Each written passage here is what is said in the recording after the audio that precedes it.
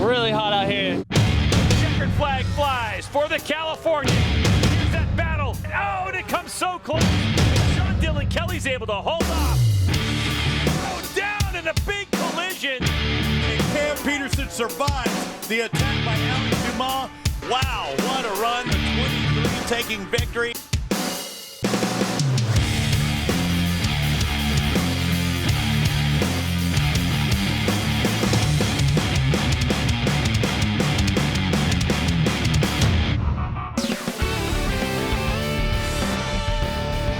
And to the line it goes. By the slimmest of margins, takes the win.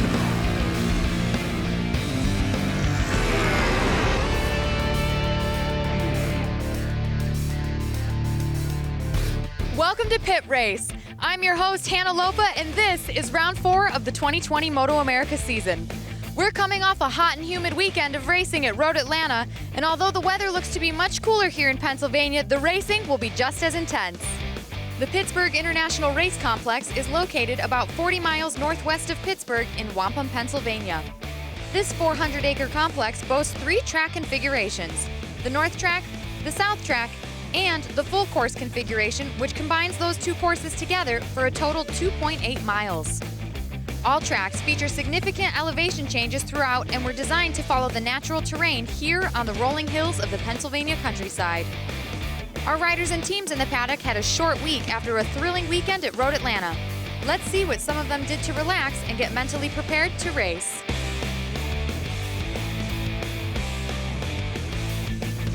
A short week off for me, it was just all resting and relaxing because I was having a small problem with my arm at the last race, just some pain in my elbow. So I was kind of trying to take some time off and rest and come back here just as fit as I started Atlanta. So as soon as we got done with the race Saturday, I packed up, I headed home, and being a true privateer, I had to work for a couple days. I got impounded on the way down to Road Atlanta actually for being a little bit overweight. I evidently need a CDL when you have a trailer and truck this big. I didn't realize because it's technically an RV, but DOT cops think otherwise apparently. So just hanging out and just chilling, and then also putting some runs in, trying to stay fit also during the week, and just recouping my body. Hanging out with the family, sharing stories, and keeping that connection with everyone. We noticed our trailer kind of was breaking down into pieces, so we're gonna be stuck after the race weekend over here trying to fix the trailer so we can get back home. I'm a surgeon, and I'm way far behind, and so I just had a bunch of cases to do. So I went back and did surgery for a couple days, and then came over. I didn't race Atlanta. This is my first actual MotoAmerica race, which I'm very excited about, learning a lot. And I'm excited to race Jersey and Indy this year. David Anthony here, FLY Racing. This week we had Inside MotoAmerica tagging along on our trip here, so check it out. Number 25, Aussie David Anthony on his GSXR 1000 came in 7th place, right ahead of his teammate Bradley Ward, the number 57 on the FLY Racing ADR Motorsports team.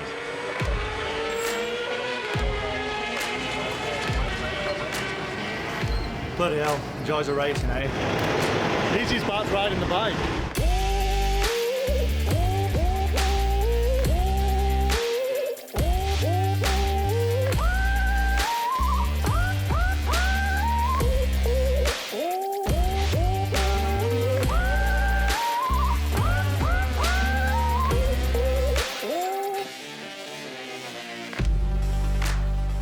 Racing in Atlanta was not the best. I mean, I'm going to say that at every race, not the best. But yeah, Atlanta was a bit of a struggle, just that little bit off. I don't know, good weekend, no crashes. We definitely progressed a lot with the bike, so I'm looking forward to Pittsburgh. Honestly, not long, short trip up there, and we're back at it again. So I guess we ended on a good note. We found some pace, so looking forward to it. Favorite part of being on the road is, I mean, when you go to the racetrack, you're on your way there, so you get to go racing. And then when you leave the track after a bad weekend, it's always good to get on the road and head to the next one. The drive from Atlanta to Pittsburgh is actually really nice. It's through some mountains and some, big stone mountains, and we had some good storms, so that was entertaining as well.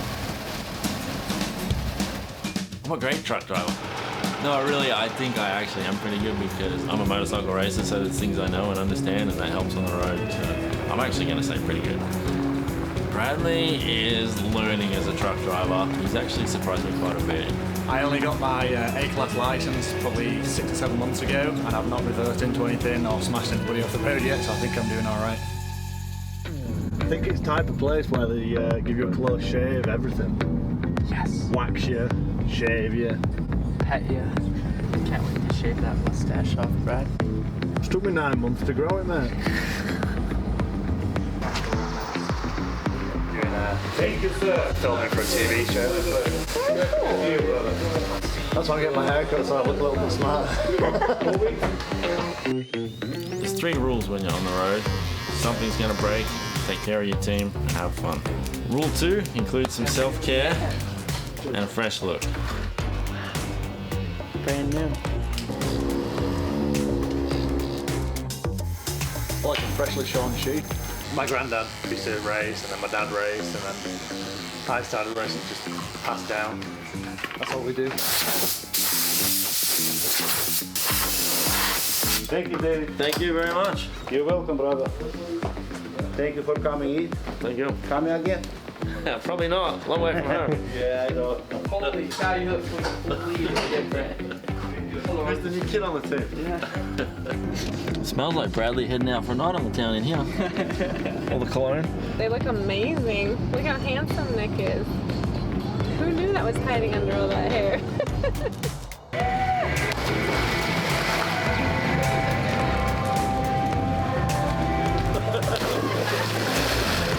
Having the family on the road with me always makes Rule 3 easy. It doesn't hurt when your friends have a nice pool.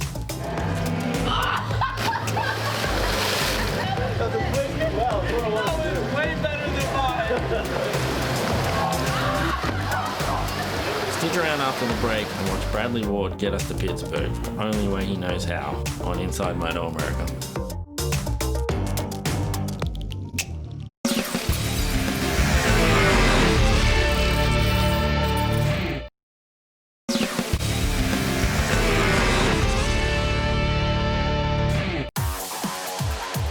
Welcome back to Inside MotoAmerica in the middle of the 2020 season. Let's get back to the road with the FLY Racing ADR Motorsports team as they make their way to pit race. Look at that stinger. Monday and Tuesday we're stuck with Dave's rule number 3 and had a bit of fun in Atlanta. Cooling off with a quick trip around Georgia Aquarium.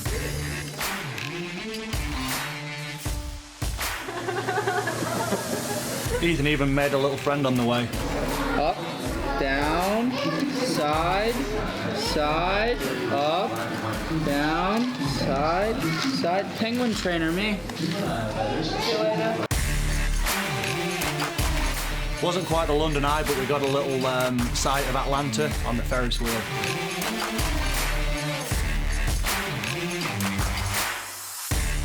As you can see, we got a little bit of training in on our 3 or 4 days break on the scooter racing circuit. 2 up is always the best. We've had a good couple of days chilling out in Atlanta after round 3 of MotoAmerica. We're just heading to Pittsburgh now. Hopefully we can have a good race weekend. We've got about a 10-hour drive, so looking forward to getting there, and fingers crossed we have a better weekend than what we did this weekend. DJ Ward on the decks.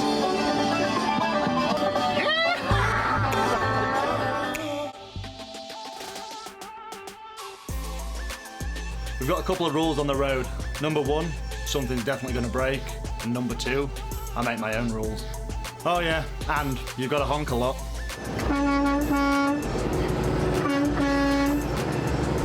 It's good to have my girlfriend on the road with me. She's never been to motorcycle racing up until this year, so she's been thrown straight in at the deep end, helping pack up, load up, change tyre warmers, get me in and out of my sweaty suit. She's a big help.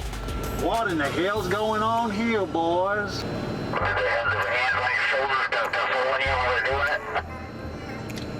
Some of these Virginia folks need to learn how to drive in the wet weather conditions. I don't think that son of a gun's gonna be going anywhere and anytime soon. Air conditioning packed in for a little bit. Turned it on, turned it off, turned it on, and it managed to reboot.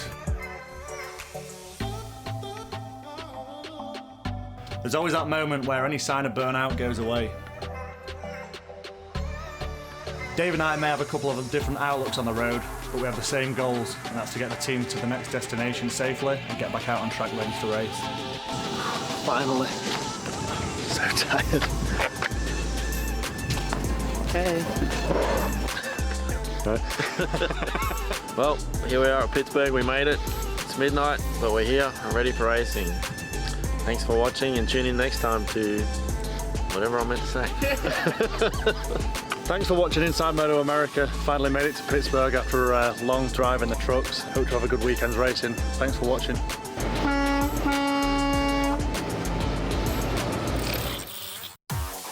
Fan favorite Josh Herrin won the 2004 United States Grand Prix Riders Union 125 title at age 14 before he turned pro in 2006. He takes us for a walk with his training buddy Jesse James, who races in the Mini Cup by Motul series, to give us and Jesse his perspective on the track here at Pit Race. Hey, what's up guys? Josh Herrin. We're here at Pittsburgh International Raceway for round 4 of the MotoAmerica series. Got my little buddy Jesse James, coaching him to beat me someday. Hey, great to be here. Today we're gonna bring you around the track and show you my 3 favorite spots. Turn 1-2 area, which is my absolute favorite part of the track. You know, you'll see a lot of passing coming into turn 1, so it's where a lot of the action is. Lots of backing in, so the bikes are gonna be getting super sideways. There's tons of elevation change dropping into this. Kind of elbow drag area right here, which is always fun. You drive out, you're sliding, you know, coming through this whole corner, so sliding all the way to those rumble strips where the next track opening is. And then you kind of hook it left over this blind hill and the bike is just wheeling, getting nuts. I kind of noticed similarities in this in turn 1 at Laguna. It's just a lot of action happens here in this corner, and now, you know, he's on the smaller bike, so he doesn't really know that feeling yet, but he is a motocross background, so he knows, you know, all about sliding and stuff, but on the big bikes, it gets scary. Of course I do. Hey, what's up with that red flashing light? So the light's kind of, it's almost like a corner worker for us. So say there isn't a corner worker in that station, but there is up there, it's blind. So we'll come up, you know, on the track, coming down on the brakes, we'll see this flashing light before we see a corner worker waving the flag. So it's basically just an extra flagger that they get for free. It's like, they'll just press a button, and then all of a sudden all around the track, we'll see flashing yellow lights or flashing red lights, so we kind of know to watch out for something that's coming up. All right. Yeah. One time it was last year in qualifying. I was coming through this section right here. It's uphill, kind of blind. I had my knee kind of like over this curbing, and I saw like a 6-foot snake that just started coming out onto the track. Oh gosh. It was scary. I was afraid it was gonna, somehow if I hit it, it was gonna latch on and get me and bite me. It scared the crap out of me. I don't see how that thing can bite you. Well, I don't know. I mean, it's pretty hard impact. I don't impact. want a snake coming on me. Do you want a snake jumping on you while you're riding? No. Imagine it got stuck on you and went down your back. That would be creepy. So we're at another one of my favorite turns. That's probably the fastest corner on the track. I don't know what the speed is here, but it's super fast. You're probably 120, 130 miles an hour right here on Superbike. So you're going about double the speed of what Jesse gets to go on his Ovale. Hey! Thanks for hanging out with us, checking out my favorite spots on the track. Jesse's, how old are you now? I'm 11. 11. He's doing the MotoAmerica Mini Cup this weekend, but hopefully he'll be out here racing with us soon. See you guys. PJ Jacobsen is still on the mend after surviving a fire while he was at Speed at Road America back in June.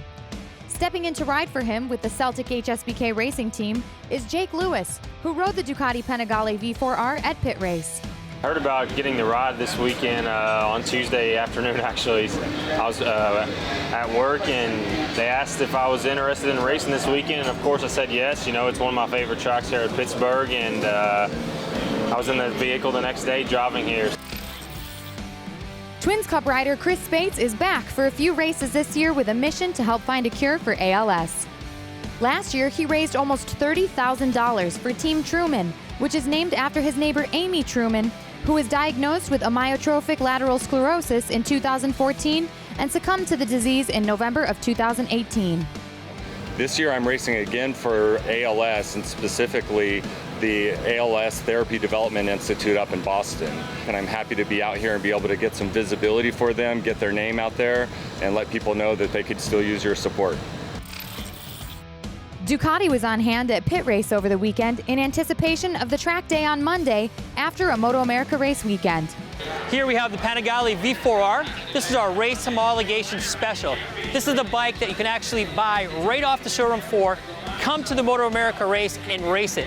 We have a couple bikes out there in the series. The bike is homologated for Superstock and also for Superbike. Today we're going to be watching two of the riders out there, Jake Lewis, who's stepping in for PJ Jacobson, and Kyle Wyman, who's riding our Superbike. Here's the highlights from race 1 of the Hono Superbike class with Greg and Jason. Moto Superbike race number 1 from Saturday. Cameron Beaubier was on pole, Jason. Yeah, it's a familiar sight, Greg. That number 1 gets off to a good start, and he gets himself out in front. Matthew Schultz slots himself into second, as you can see, with Bobby Fong third. Jake Gagne fourth, who did not get that great of a start. These three guys look like they were going to be locked in for a pretty permanent battle all the way to the end until this. Bobby Fong gets off pretty big time here. Jams his left thumb in the process. He was out in warm-up this morning. We're hoping that he's going to be good to go for race number 2. But Cameron Beaubier, even that little bit of out of shape wasn't going to slow him down. He was able to just put good, solid, consistent laps together again and just show the rest of the field the way home. The battle for second came down between Gagne and Schultz. As you can see, Cameron jumps across the line. Schultz gets the better of Jake Gagne in race 1. 6 wins and 7 tries for Cameron Beaubier. He is leading this championship pretty easily at this point.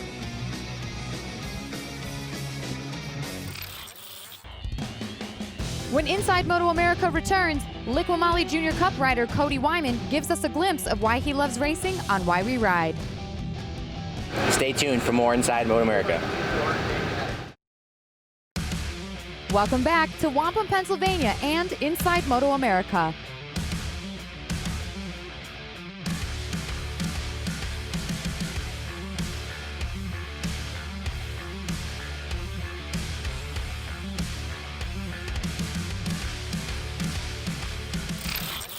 When you're born into a family of racers, it's only natural to grow up at the racetrack. For Junior Cup competitor Cody Wyman, racing is in his blood. I sat down with him to talk about his family's influence throughout his career. This is Why We Ride.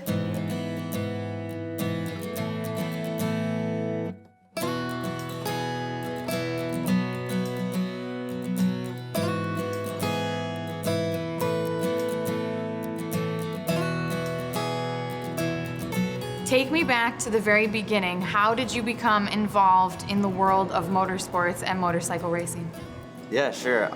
It started a long time ago. My grandfather turned a chicken coop into a motorcycle shop, and he got into racing, and both my parents were racing. My 2 older brothers race, so it's in our blood. There's nothing else I'd rather do in the world. What was it like growing up with 2 older brothers to kind of push you? Were you competitive with them? Competitive with everything. We were ball sports early on, and then the balls got thrown in the garage and started pulling out motorcycles to start riding around. Little dirt bikes, started on a Yamaha PW50, started dirt tracking, and then couldn't really wait to get off the dirt on asphalt. I'll never forget my first day on asphalt. It was the most fun I ever had. What was the transition from flat track to road racing like? How did all of that transpire? The technique was nowhere near where it should have been. But somehow the speed was still there. So started getting some more instruction and kind of putting all the pieces together. That's when the speed and kind of knowledge really came, which all comes with confidence. Confidence on the motorcycle is huge. So when that starts coming, everything starts coming together. I knew from there on that asphalt was probably in the future. Tell me a little bit more about what it was like growing up with 2 older brothers and traveling all over, kind of the New York area, the East Coast with them. Yeah, I mean, honestly, I really look up to them. I know what they've done in the sport, made the presence that they have. It's really powerful, and obviously someone to chase in the backyard is always good too. You've got a lot of support from both of your parents. They've been very present throughout your entire career. What does it mean to you to kind of have a family environment when you're at the racetrack? I would be nowhere without my parents' support. It means so much. My dad was always spending hours in the basement working on bikes, and I'm the one holding the flashlight, making sure the flashlight's in the right spot. And No, it's been endless support from my parents. You know, not really hanging out with friends as much outside of school, more trying to prepare for the next weekend. It's always on to the next one. Always having the next race to look forward to is huge. Throughout the years, what do you think is the most important thing that you've learned from your older brothers? Just to never give up, I think. You know, every team is going to have its low moments, and how you build back from that and how you push through that.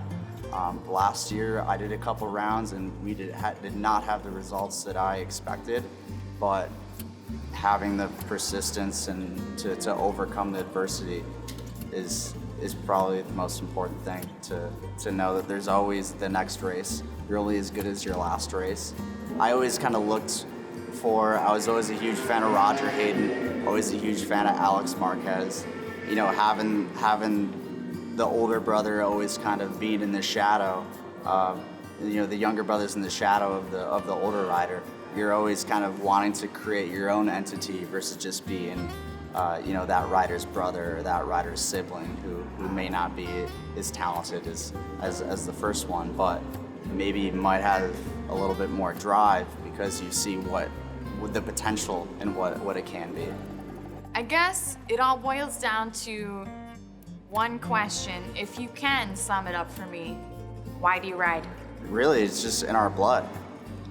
Like I said, my grandpa raced, both my parents raced, having two older brothers that race. Yeah, shooting basketball just won't really do it for me anymore.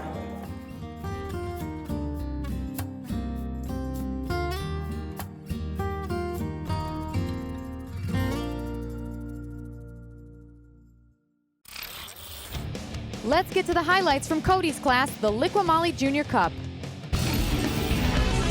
Liqui Junior Cup race number 1 from Pit Race was, well, it got going and then it got scary, Jason. It really did. Dominic Doyle gets it a little bit wrong going down into turn 3, loses it in the grass, hits Bangladesh, and a number of riders were down in this. You can see Alexis Oliveira had nowhere to go. She did such a good job trying to get that bike slowed down before she ran into the back of Dom.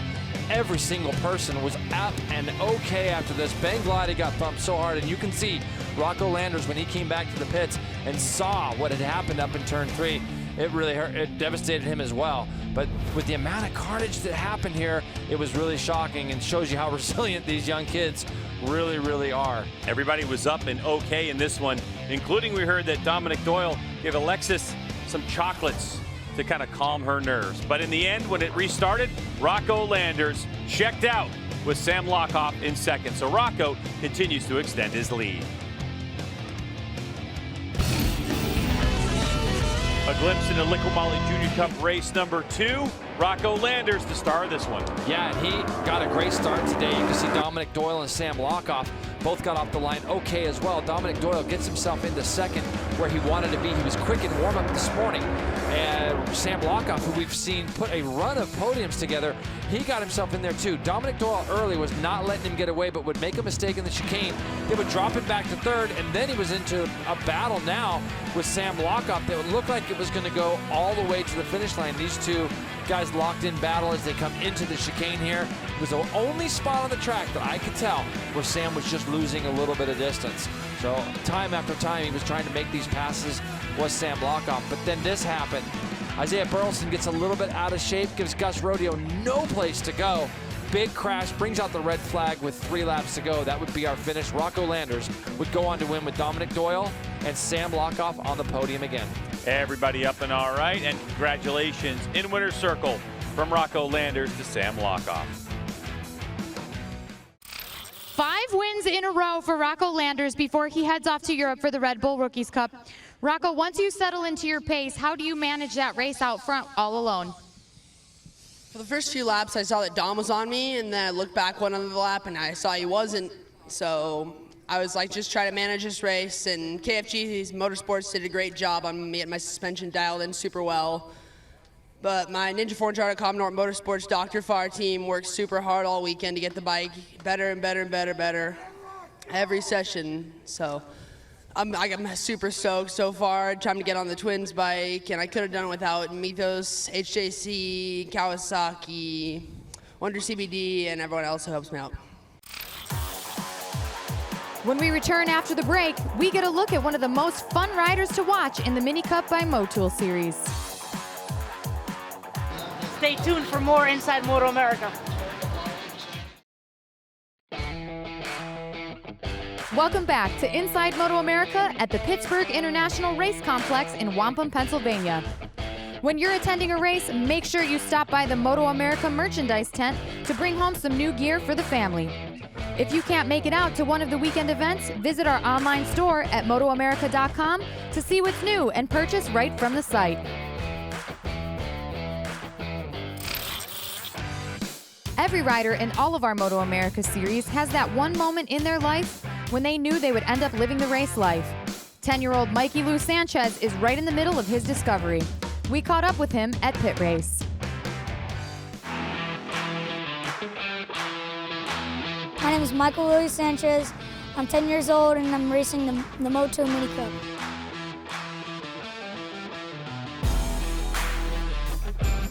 I started when I was 3 and I would just ride it always on my house. We have like a 10-acre place and we practice there all the time. And my dad said, let's race.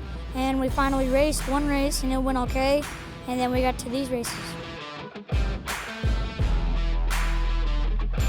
When we first learned about the ovales, we thought about getting one, so we got one and then thought about the MotoAmerica Mini Cup and we saw that, so we entered ourselves some races in it and we continue here. I like Pittsburgh a lot. It's a really fun track. I've been here before, so it's easier to practice on. I like making friends, and I just like going fast too. Not like hurt anybody, but like I just want to go out there and just ride hard and mean. Choo Choo. Hi, buddy. Yeah, this is Choo Choo, guys. This is Choo Choo. He's a good dog. He helps us a lot. Chases the horses every time I go feed them. I would usually be driving my little gator around my house. He'd be running faster than me, and it has a speedometer. He's going like 30. I'm hoping when I get like 14, I'll be able to race MotoAmerica, maybe the 600s. And then we'll see where we go from there. And I'm hoping Moto3 or maybe World Superbike and Moto2, and then hoping to get to the GP. Usually, I mean, for me, all the races back in Texas are really easy. And MotoAmerica is so fun because you have so much competition and you get to see all the big riders too. Mostly my favorite rider is Kyle Wyman and Bobby Fong. And someday, if they're still racing MotoAmerica, maybe, I'm going to be racing them and I'm going to hope to be fast enough to race with them.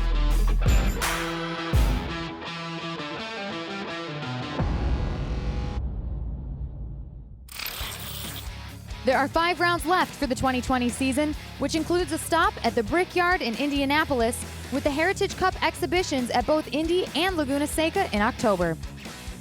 There's also another Mini Cup by Motul race at the Ridge in late August. For tickets to all MotoAmerica rounds, log on to MotoAmerica.com and select tickets in the main menu. Coming up, Performance Director Michael Torres shares his knowledge about combining an optimal physical and mental approach for peak performance. Stick around for more on Inside MotoAmerica.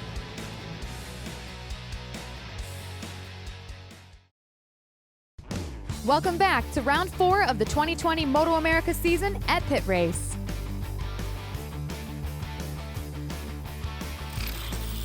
Racing at this level requires more than just talent. With the right guidance, our athletes can practice the discipline necessary to help them prepare not only physically, but mentally for each and every race. Performance Director Michael Torres breaks down exactly what it takes to achieve a top performance.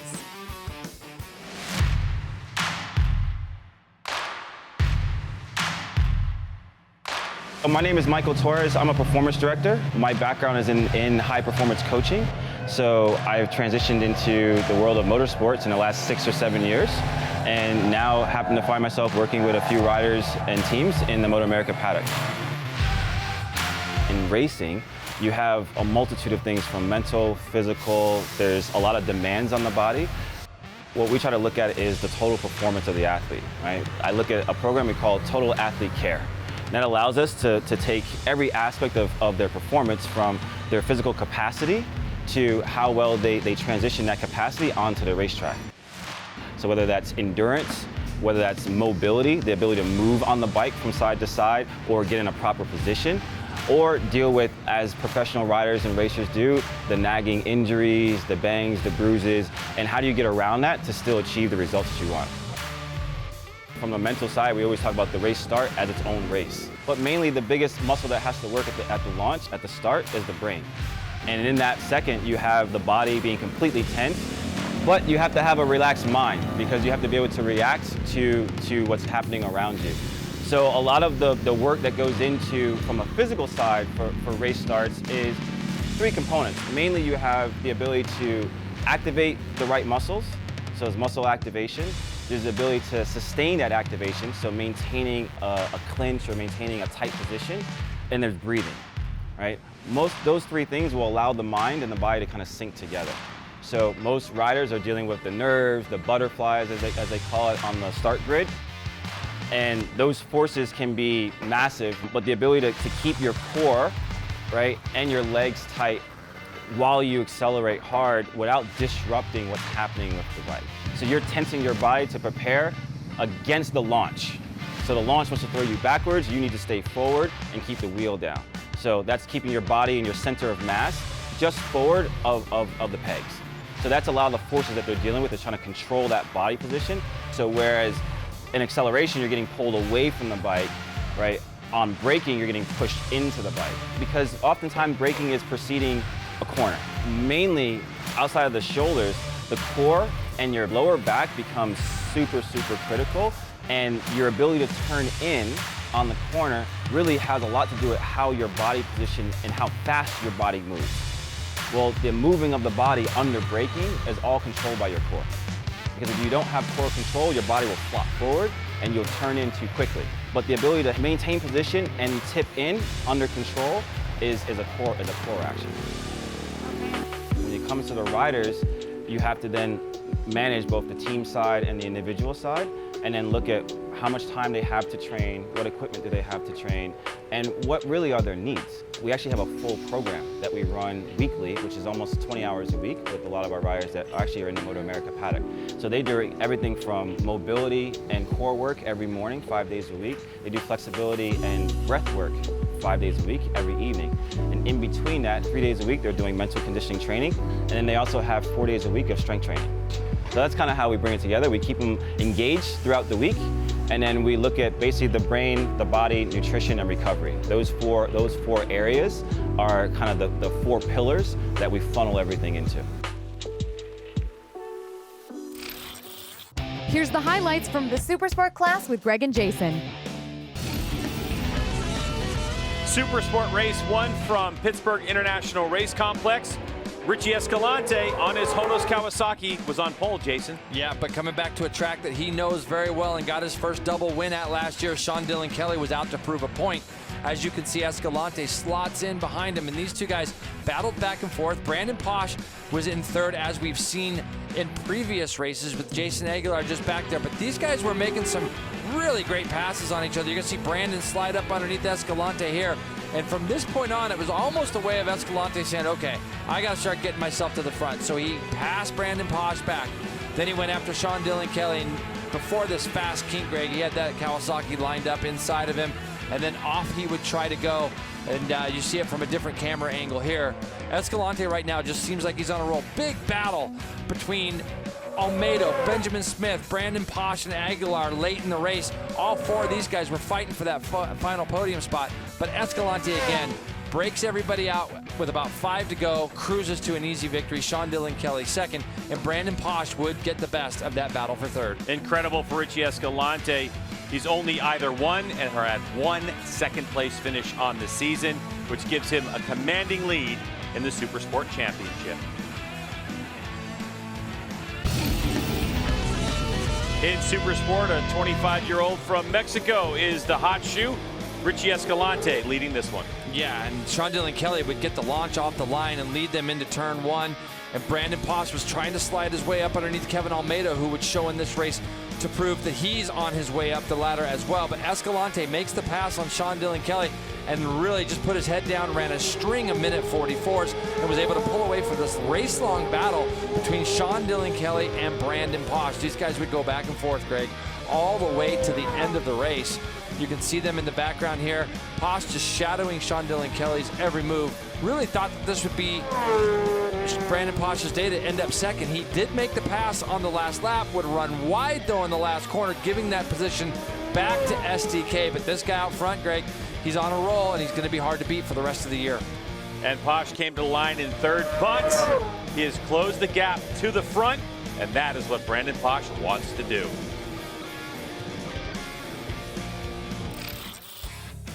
So much goes on behind the scenes of the television broadcasts in the MotoAmerica series. When we come back, we get a look at the crew that makes it all happen. Stay tuned, guys, for more Inside MotoAmerica. Welcome back to the Keystone State and Pit Race on Inside MotoAmerica.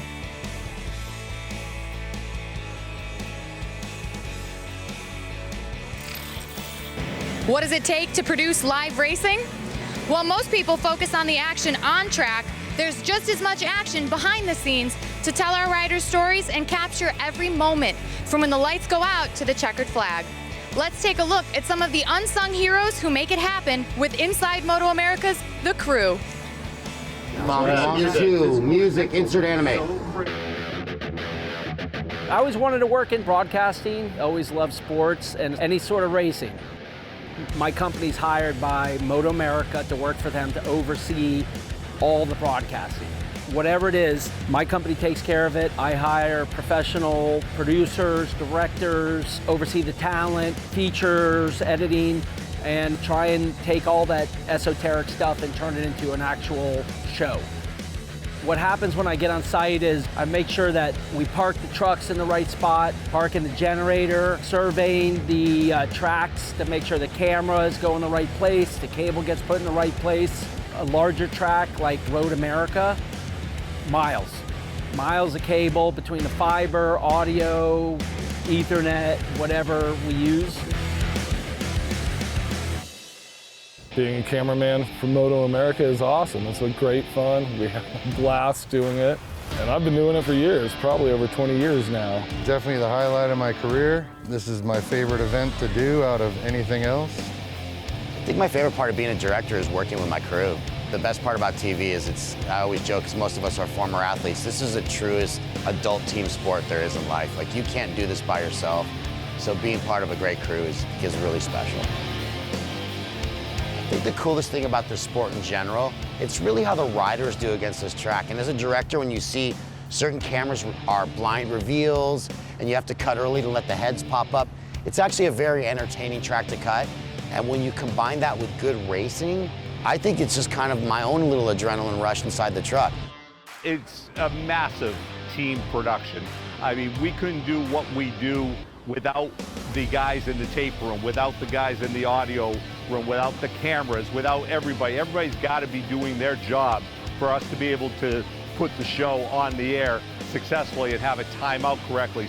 Shooting superbikes compared to other sports for me is much more exciting. I also shoot NBA in the wintertime and I'm on the court. But superbikes, they're going so fast, and the control these guys have, I get to shoot them really tight because one of my main jobs is to try and show the illusion of speed, and they call that a flash on camera one, where I zoom in, and when I get it right, it looks great. Just the excitement of the bikes and the racing, it's so much fun to watch.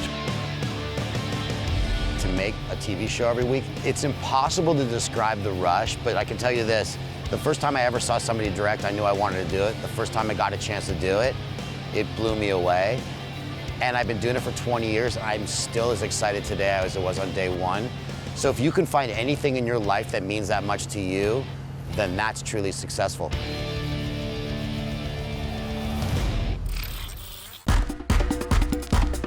We're here at Pittsburgh International Racing Complex for round 2 of the Mini Cup by Motul with Ovale. Racing is about to get underway for all 3 of our classes. You're not going to want to miss this.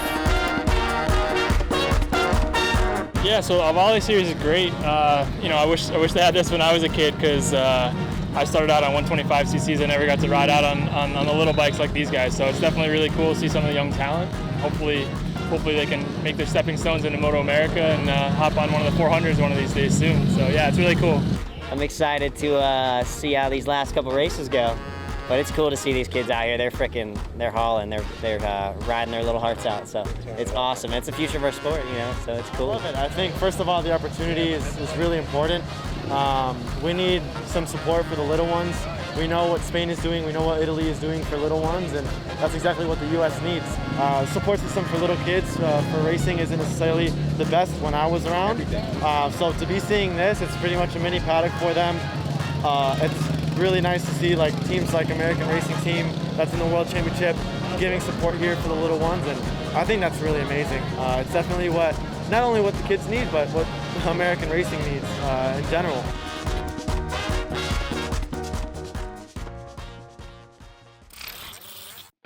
When we come back, we get a sneak peek at the Ridge, the newest track in the Pacific Northwest, where MotoAmerica will make its first stop at the end of August. MotoAmerica fans, we love you. Stay tuned for more of Inside MotoAmerica. Welcome back to round 4 of the 2020 MotoAmerica season at Pit Race.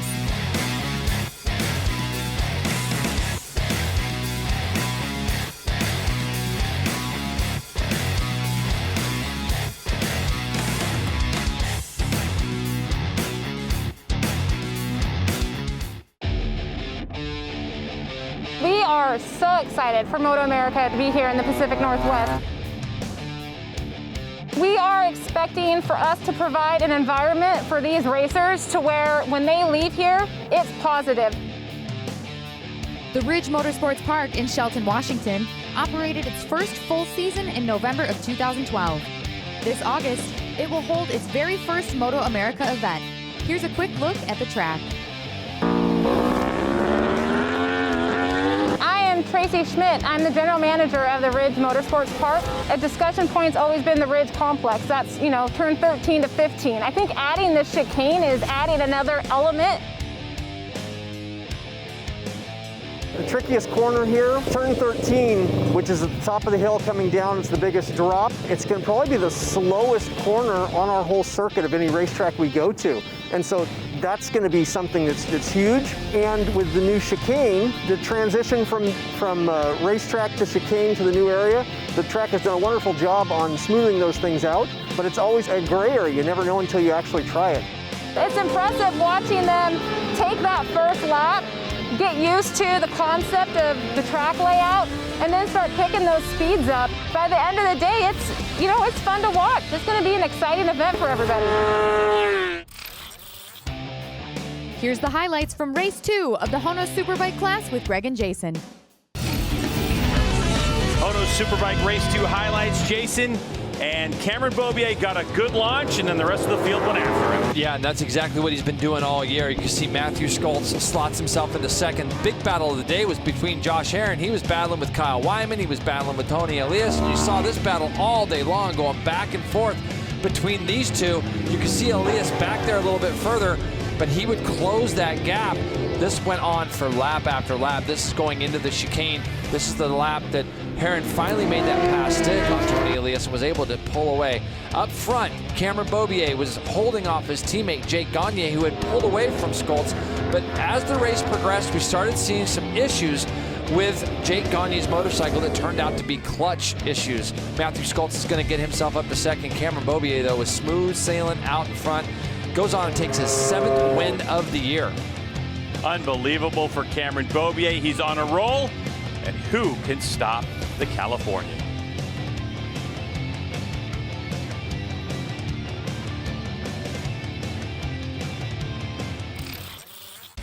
The next show will come from the Pacific Northwest at the Ridge Motorsports Park outside of Seattle. Check your local listings for airtimes on the NBC Sports Network. For all of us here at Inside MotoAmerica, I'm Hannah Lopa. See you again soon. So tell me what it's like on the road with Bradley. So on the road with Bradley, it's like having a little kid. You gotta watch what he does, keep an eye on him, and hope he's doing the right thing, because chances are he's goofing off doing something he shouldn't. If you're looking for devotion,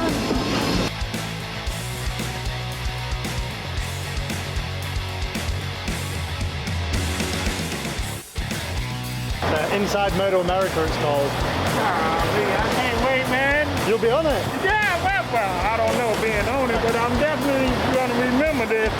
And I have something to tell the kids.